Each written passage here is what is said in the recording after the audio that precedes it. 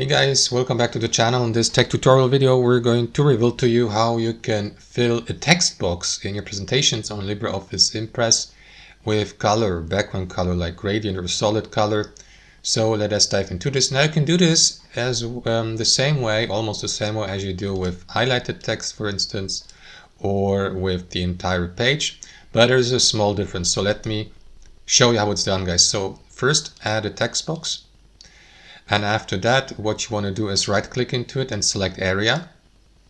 And now make sure that area is selected in the top left. And as you can see, in none will be set to default. So there's actually no background color, but you can go with solid color in the image to upload it, or gradient. I will go with solid color for the sake of this tutorial. You may choose a color from that palette, or add more colors to that palette by clicking into this button, for instance, or import colors. So I will go with this one here. You may also use a hex color code if you know it by entering it here. After that, click into OK, and that is going to fill the color, but only for the text box, not for the entire page and not for highlighted text. So that's it, guys. Thanks for watching. Hope you enjoyed it, got some real value from it, and we'll catch you later.